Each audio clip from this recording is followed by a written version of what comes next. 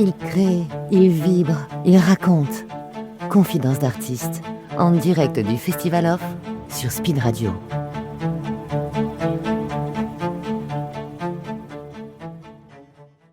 Faut commencer par ça, l'interview, c'est waouh. Waouh. Non mais c'est vrai, je viens de regarder l'intérieur du Flyers qui m'a beaucoup plu.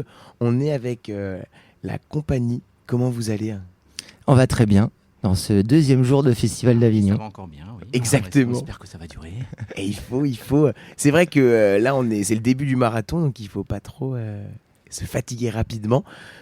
Est-ce que vous pouvez commencer par nous dire comment s'appelle votre pièce? Alors ça s'appelle la Sixtine. Pourquoi ? Parce que ça se passe pendant la Renaissance italienne. On se trouve dans la chapelle Sixtine au moment où Michel-Ange a fait cet ouvrage exceptionnel du plafond de la chapelle Sixtine. Ok. D'où le wow du début. Exactement. En voyant la création d'Adam. Tout à fait. Est-ce que vous pouvez vous présenter pour commencer? Qui êtes-vous? Alors, nous sommes la compagnie La Bananerie Volante. On est une compagnie pluridisciplinaire de théâtre, mais également Raphaël compose, en plus d'écrire les spectacles, il compose les musiques originales. On est une compagnie qui utilise le cirque également. Mais dans ce spectacle, on a décidé vraiment de focaliser sur le théâtre. Et il y a une grosse particularité. Raphaël a écrit la pièce en alexandrin. Oh, wow. C'était un gros défi. Il a compté les alexandrins un peu tous les jours sur les doigts. C'est bon, on est à 12, victoire. Oui, et donc sur scène, on est trois. Donc Fanny, qui vient de parler. Thierry. Bonjour. Voilà. Et moi-même. Voilà, on fait il y a plusieurs personnages qui sont joués par Fanny et Thierry. Et moi, je reste sur le Michel-Ange. Ok. Voilà. Et est-ce que vous pouvez nous parler donc un peu plus en détail de... Oui. Pardon, j'ai oublié aussi de parler du metteur en scène qui n'est pas là aujourd'hui, mais qui s'appelle Christophe Nivelle. Voilà. Parfait. Et est-ce que vous pouvez nous parler un peu plus en détail de cette pièce? Oui, donc comment ça s'est créé Tout à fait. Pour une comédie en alexandrin, etc., c'est quelque chose qui est assez original et je pense que c'est intéressant de nous expliquer pourquoi ce choix. Bien sûr. Alors déjà, le choix de base, c'était justement de faire une comédie en alexandrin. Voilà, c'était le deal de départ. Et après, il fallait trouver le thème. Le thème, je l'ai trouvé en lisant je ne sais plus quel article sur Michel-Ange, qui était également poète. Alors, il était sculpteur, il était évidemment aussi peintre, parce que voilà, tout ce qu'il a fait dans la chapelle et même ailleurs. Et donc, il était poète, il a écrit des poèmes, et notamment un poème qu'il a écrit au moment de la confection de la chapelle Sixtine, enfin du plafond, dans lequel les premiers pieds de son poème sont « À travailler tordu, j'ai attrapé un goitre ». Et ça constitue 12 pieds. Donc c'était le début en fait de mes alexandrins, faire une pièce autour de cette phrase-là en fait, à travailler tordu, j'ai attrapé un goitre. Donc ça veut bien dire ce que ça veut dire, c'est-à-dire il y a eu tellement de difficultés physiques etc. pour faire cet ouvrage. C'était un peu une aubaine pour en faire une comédie, quoi. Ok, d'accord.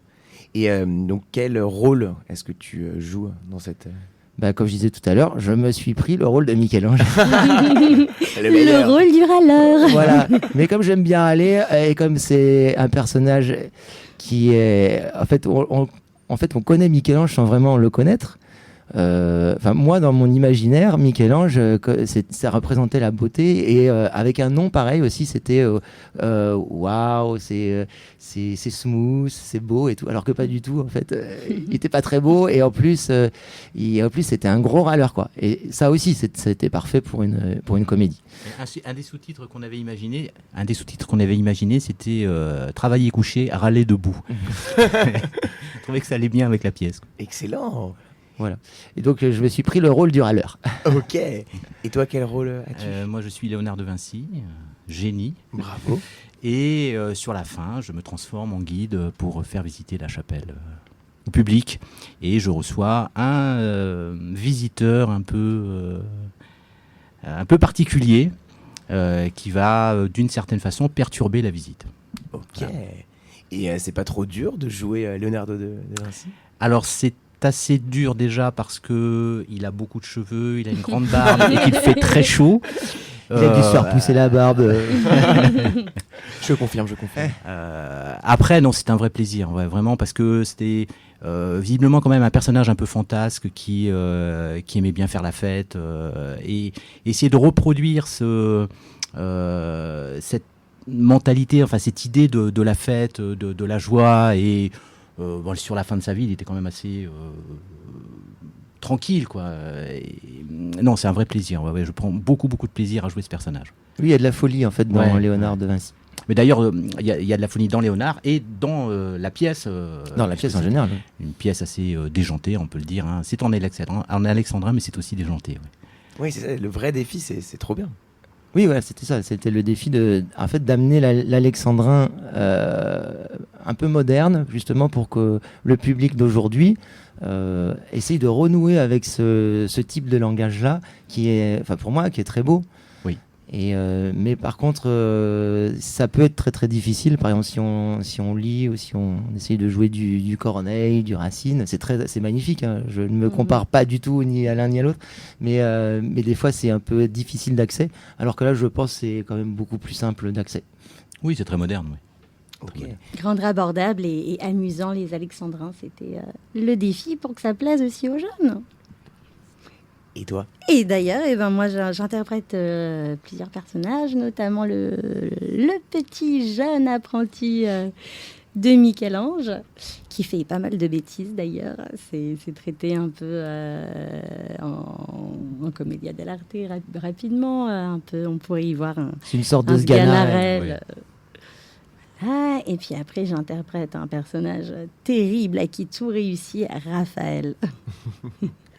Raphaël pour lui, tout a été facile. Avec le pape Jules II, il obtient des commandes sans rien faire. Il est admiré de tous, contrairement à Michel-Ange. Et il en joue, et il y a pas mal de provocations. Je ne vais pas trop en dire, mais il y aura peut-être même presque un duel symbolique.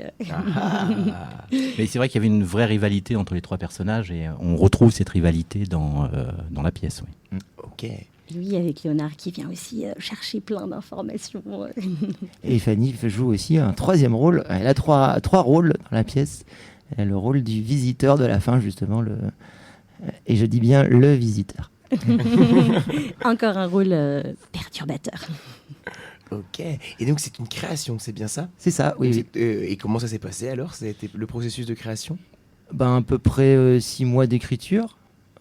Pas tous les jours, hein, parce que on ne peut pas toujours compter du matin au soir. Mais c'était un petit peu le cas quand même, parce que même quand j'avais 5 minutes, j'avais dans la tête ok, c'est bon, j'en suis à 12, comme disait Fanny tout à l'heure.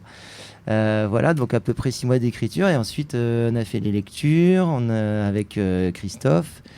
Et après, on a mis un peu de temps parce que Christophe n'était pas avec nous sur place. Donc, on faisait des semaines de résidence. Donc, je pense que la création s'est faite à peu près sur 1 an. Quoi. Puis on a eu toute une partie consacrée au décor aussi. Ah oui, il y a parce pas mal de... Le spectacle est truffé, on ne peut pas trop vous en dire.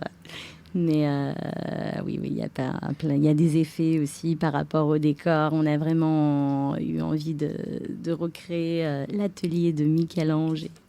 Oui, et puis c'est des décors, on va dire, ingénieux. Voilà. Okay. À la hauteur de Léonard de Vinci. C'est intriguant, ça donne envie. J'espère. Hein. On est là pour ça, pour donner envie. Oui, tout à fait.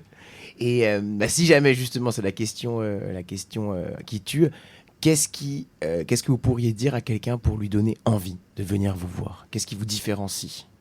Déjà, je pense que les Alexandrins vont nous différencier vu que ce sont des alexandrins modernes et pas des, enfin, c'est évident qu'on n'est pas la seule pièce en alexandrin sur le festival. Il y a sûrement des racines, etc. Mais bon, voilà, je pense que ça c'est un des arguments. Après, bon, bah, c'est une comédie. Bon, je pense que c'est pas la seule. Et peut-être les personnages, parce qu'on a très peu de personnages de cette époque de la Renaissance. Justement Michel-Ange, Léonard de Vinci, Raphaël, qu'on a ressuscité pour tout le monde. Oui, voilà. Donc voilà, c'est une plongée dans la Renaissance italienne. Pour les Italiens, ça va être parfait. Pour les Français aussi.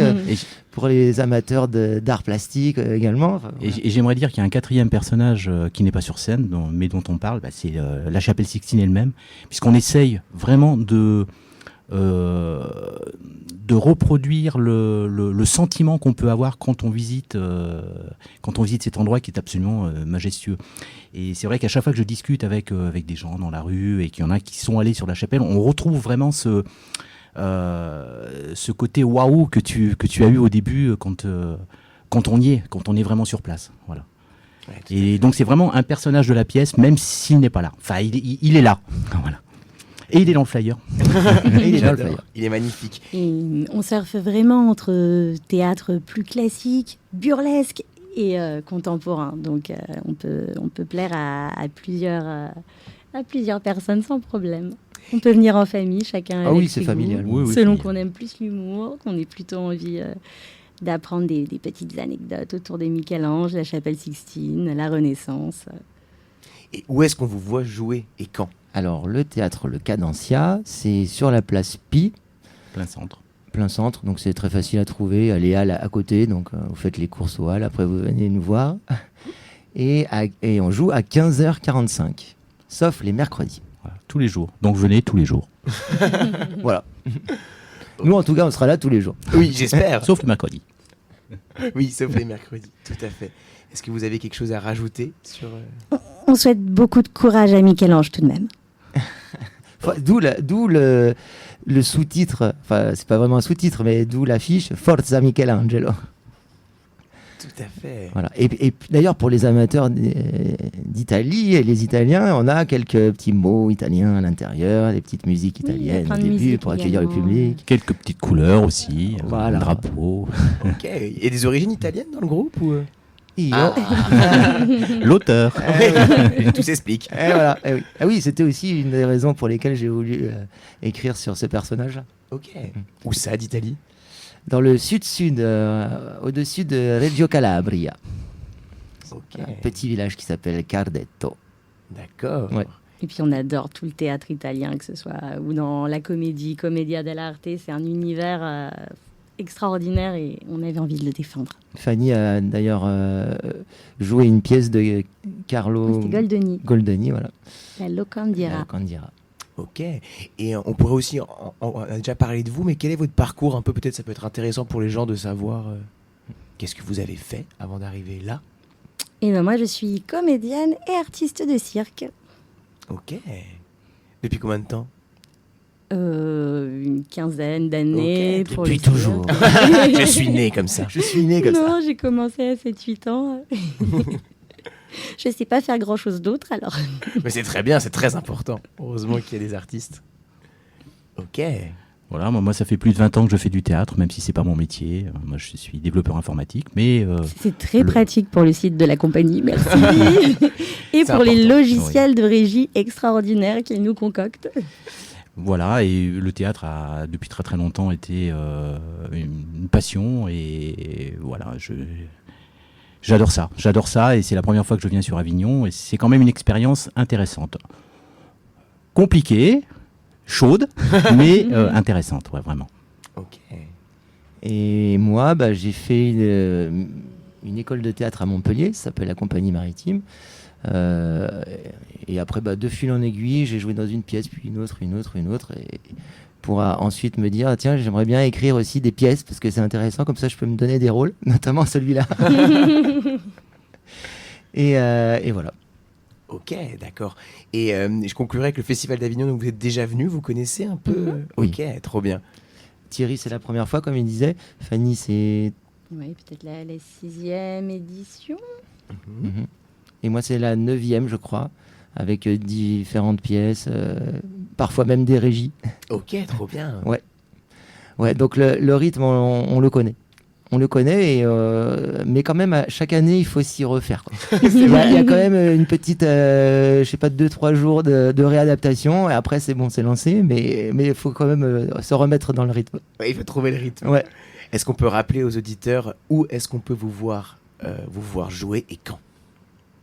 Donc au Cadencia, la place Pille, tous les jours sauf le mercredi à 15h45. On vous attend nombreux. Ah bah oui, là il faut, hein. Franchement, c'est moi je suis conquis et je viendrai vous voir, moi, en tout cas. Avec plaisir. Oh. Trop bien. Et ben je vous remercie. Merci à toi. Merci beaucoup. Au revoir. Au revoir. Au revoir.